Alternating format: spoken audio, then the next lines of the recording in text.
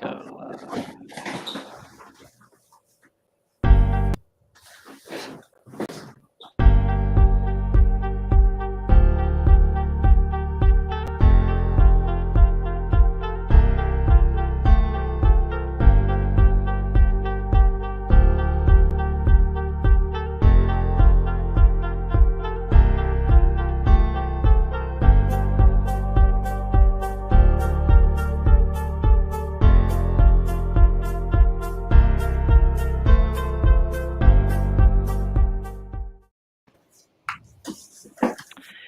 Kia ora and welcome everyone. Thanks for joining us for a live Q&A. We've got poet Jamaica Heolimeleikalani. Sorry, I'm just going to stick with Jamaica and let you introduce yourself. And Dan Goodwin here. Now, Jamaica, you are a poet, artist, activist, and a scholar. Can I just get you to give us a little brief introduction about yourself and also about your involvement with the VR projects we've got at the XR exhibition on This Morning You Wake to the End of the World? Yeah, awesome. Thanks for having me. Aloha mai kako. My name is Jamaica Heolimeleikalani Osorio. I am a native Hawaiian Kanaka Maoli, like you said, artist, activist, scholar, parent. My work, the easiest way to sum up all my work is that I'm mostly involved in research and activism around Indigenous and Native Hawaiian politics, land back, abolition, campaigns. And I was a writer on the VR project that is being exhibited at Dock Edge called On the Morning You Wake to the End of the World, which basically tells the story of the January 13th, 2018 false missile alert that took place in Hawaii that some folks may or may not be familiar with, but basically everyone in Hawaii got a text message saying that there's a ballistic missile inbound, seek cover. And it takes that story to have a larger conversation about denuclearization and ending nuclear threat. And so I'm really stoked to be here and maybe talk a little bit about the project and talk about its connections to what I think is important around decolonial, anti-imperial, anti-militarism struggles in Hawaii and the Pacific. So that's me. Great. Thank you. And I think, Dan, we've got you as well here. And I think it lends a sort of maybe different, but also on the same vein perspective of the idea of decolonization and identity, sense of home. Do you want to introduce yourself a bit as well, Dan? Give us an idea of who you are and how this topic of sense of home, identity, and guardianship of our homes relate to you. Yeah, can do. Kia ora, everyone. Ishmisha Dan Goodwin. Hamia Alaba Achamia Fuera New Zealand at the moment. I'm a Scottish Pākehā performance poet, theatre maker,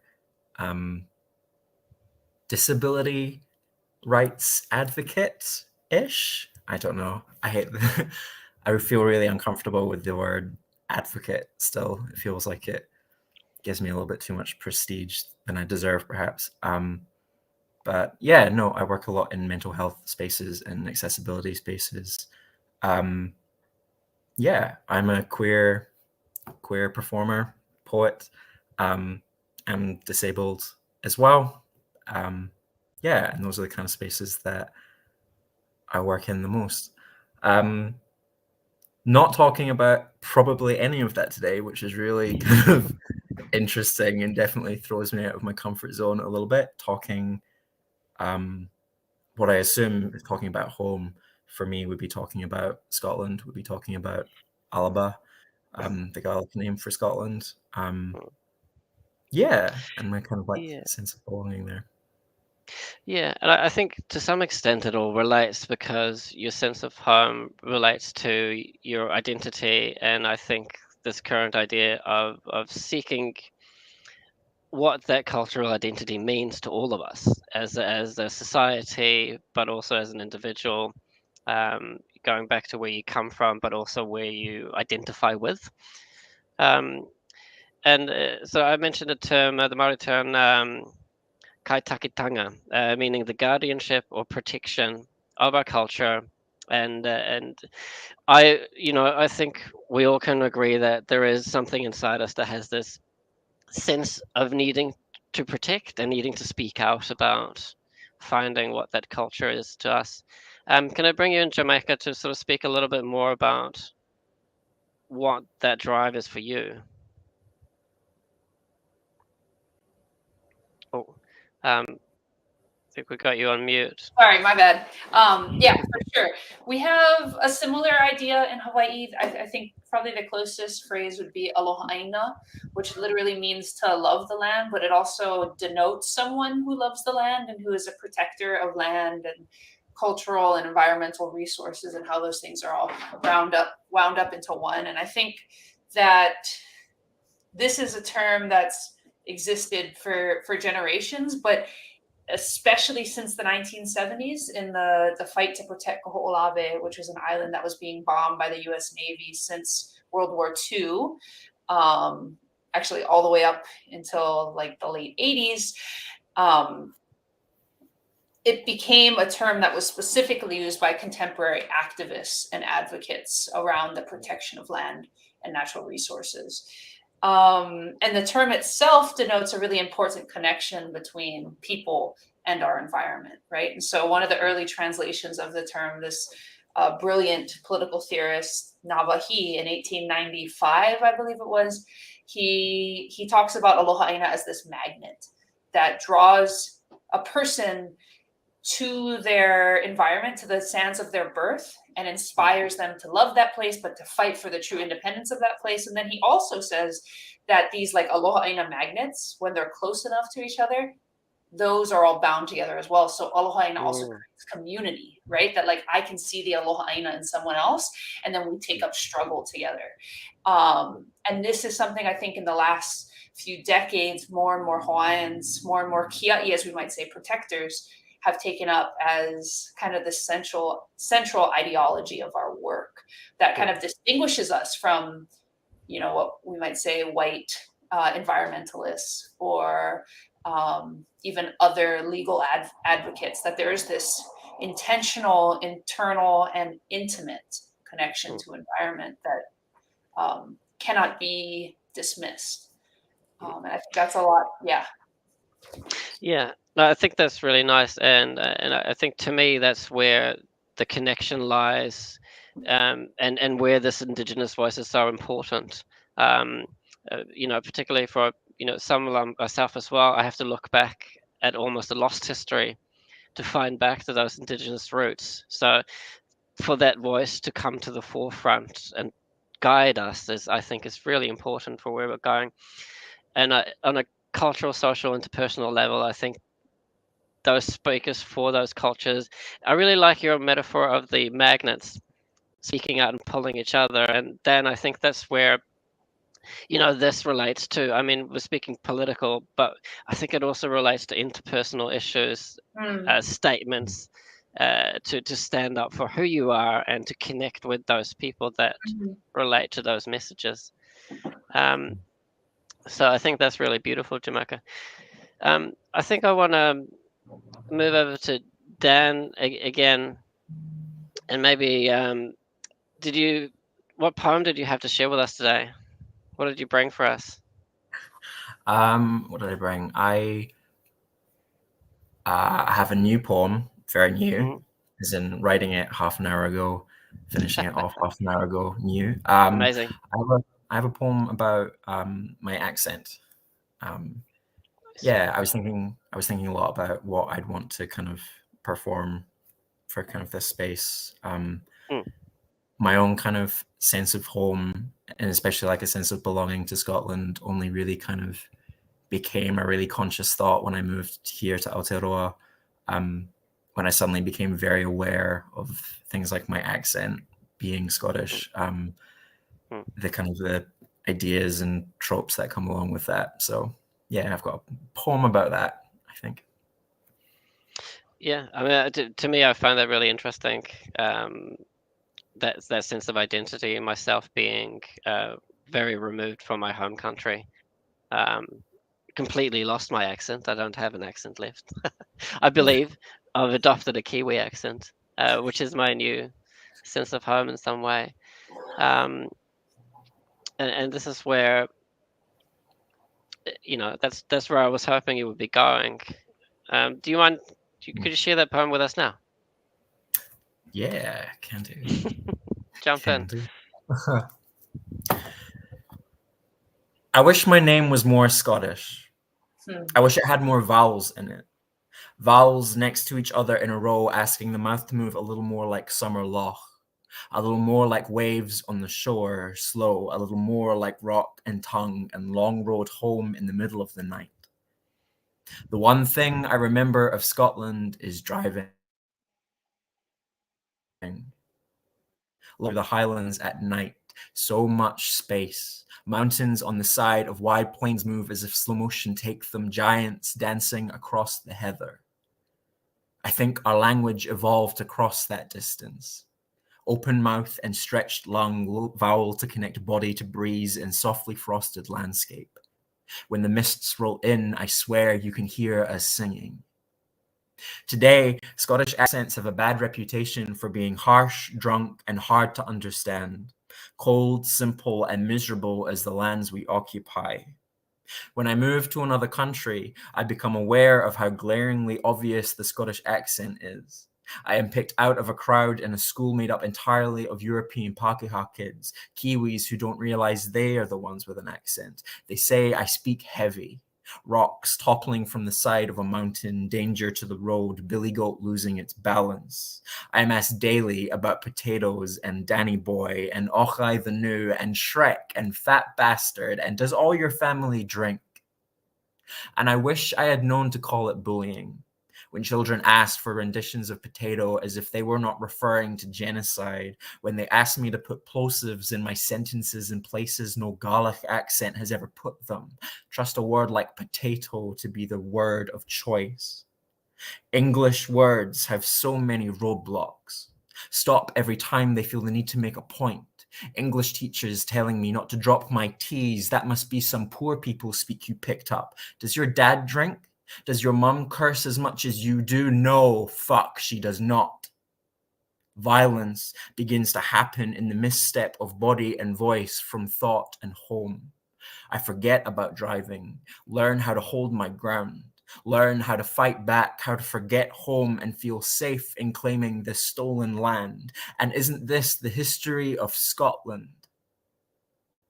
I'm trying to undo this now by relearning my language again, a rehabilitation of body and song. Call me a brute, but do you know what you are saying? As if you do not have a hand in this, England, as if you did not start this. There is a reason the word English starts at the back of the throat, like swallowing, like retreat. Scots roll our R's on the tip of the tongue because we are always in the room with you. Scots, at the very least, know how to show up. Our names weave like wind in the Cairngorms, fall from pink lips like snow in the winter turned blanket, dense, cool, and crisp.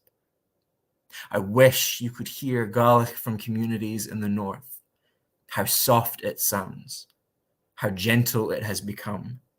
The tongue of survivors in the aftermath of erasure, working always on the verge of sleep and quiet in the corners of snow-covered fields. The sleeping peace of giants in the aftermath of wars lost and won to the point where winning and losing doesn't mean much anymore. It snows so much here because that is how we speak to each other. Scotland knows the flavor of love and trauma and what you become once the two have mixed, changed forever, settled violence, steady song, snow, soft but not faltering. Kia ora.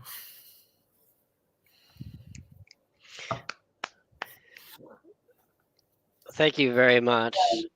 And that brings it right back to the idea of the desire to decolonialize, to remove ourselves from that colonial identity.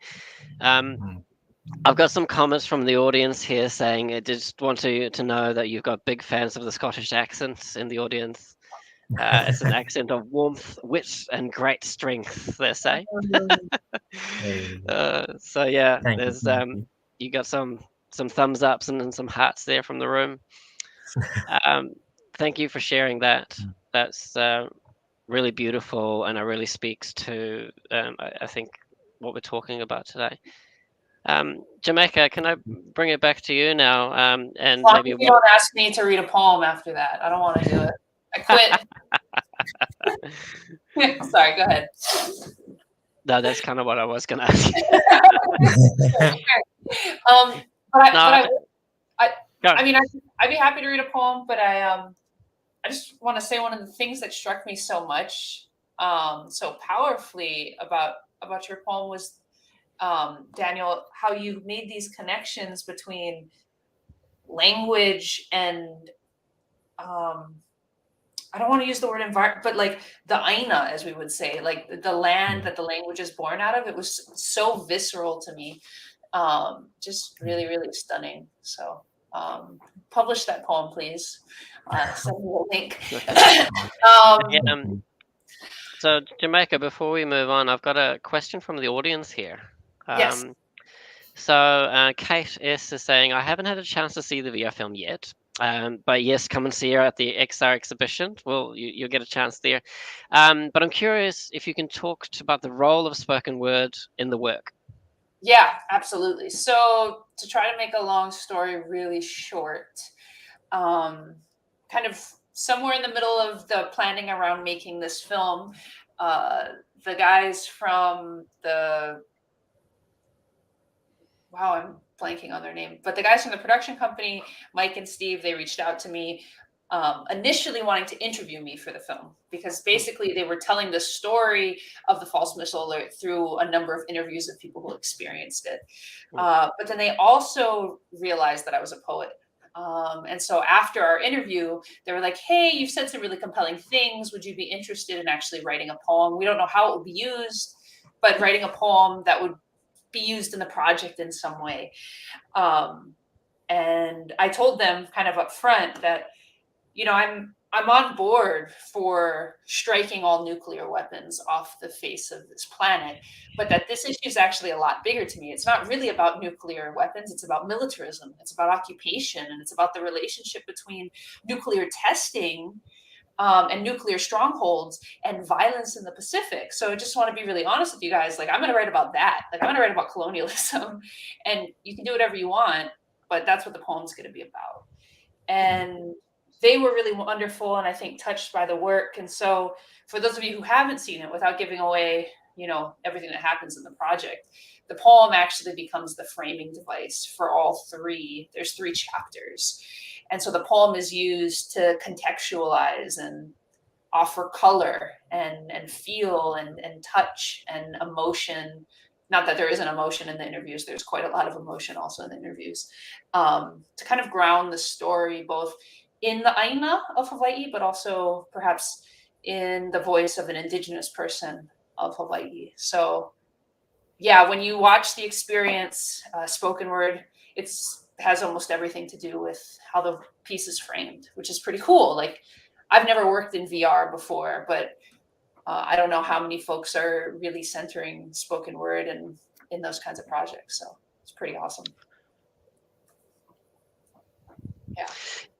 Yeah, I think that's really powerful. And look, the work is really profound and powerful. And I think it's one of the better uses of,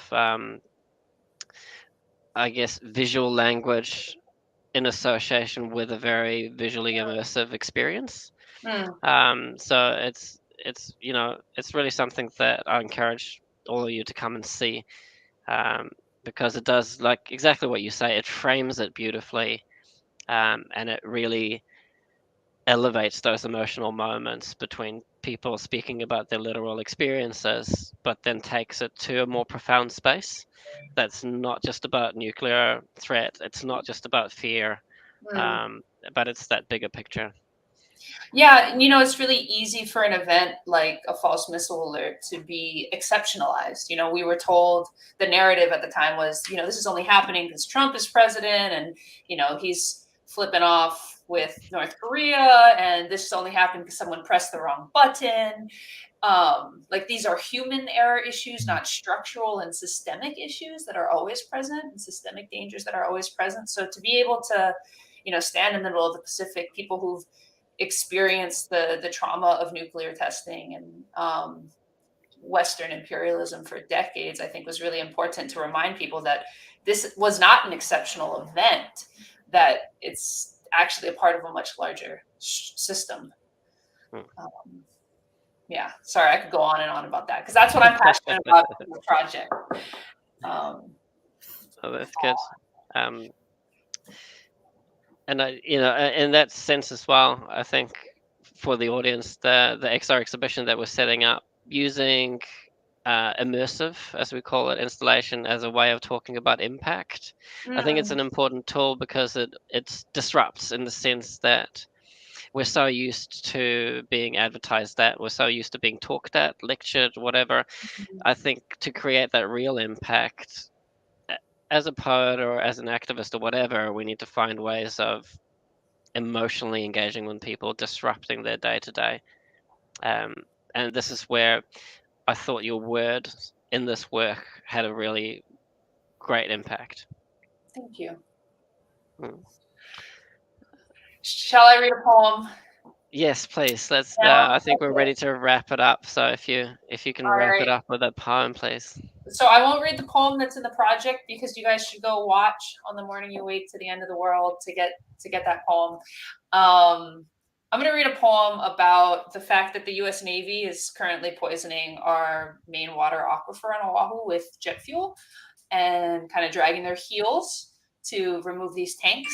And so this is something, this is real. It's happening right now. The water is not safe. And if you want to learn more about that, check out Oahu Water Protectors on Instagram or Sierra Club Hawaii on Instagram. They'll tell you all about it because it's horrible. Okay. We knew we were liberated when we no longer feared for our daughters. It's been raining for days, the kind where the sky turns gray and you wonder if it'll ever turn back. It's 53 degrees Fahrenheit in Wahioa, which is really fucking cold, by the way. And my 6-week-old daughter is sneezing more than usual. My partner looked it up. Some babies sneeze when they are cold. So I'm holding them both a little closer than normal, which is pretty damn close at night. I close the windows. I wrap her in a lei of blankets. I say her name out loud, remind her that she is loved, safe. Ovau no ko kia'i.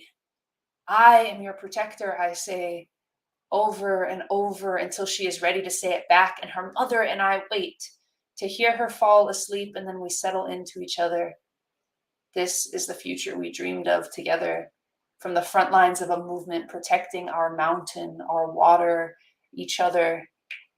And it's full of everything sweet and beautiful and tender, but we are no longer in a pu'uhonua, so it is also overflowing with everything I fear. The U.S. Navy is poisoning the water in Hawaii.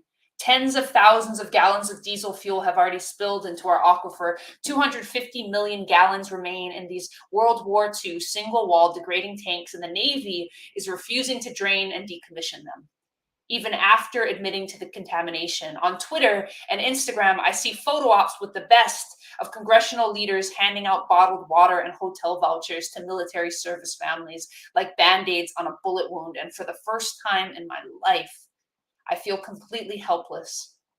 There is an invisible plume of poison working its way through our underground water system, and the only people who know the exact extent of it don't give a fuck about us, our aina and vai, and certainly think nothing of our children.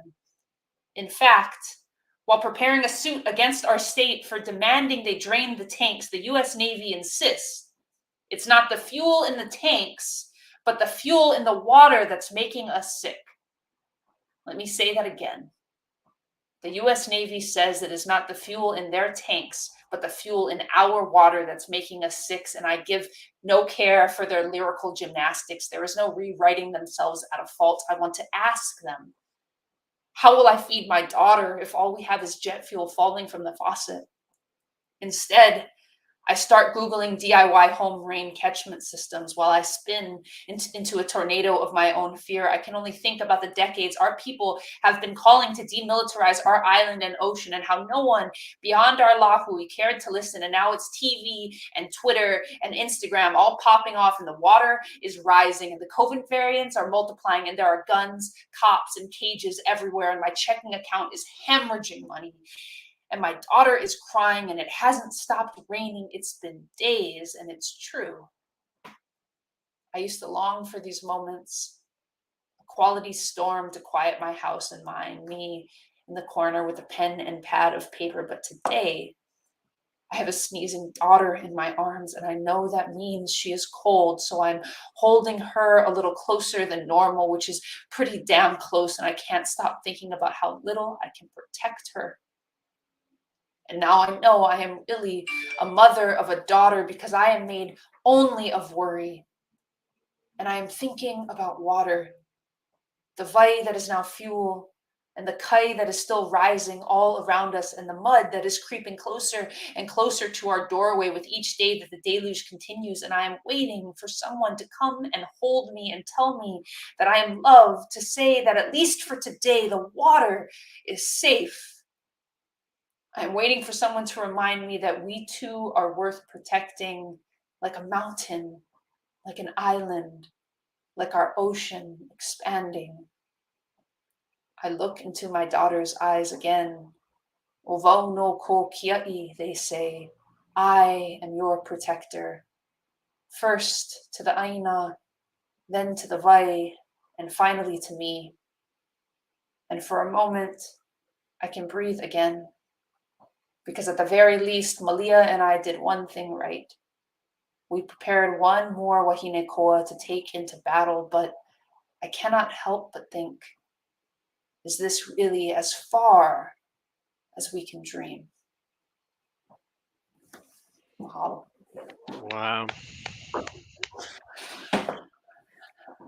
Amazing. Mahalo. Thank you. Yeah, I just need to digest a bit now.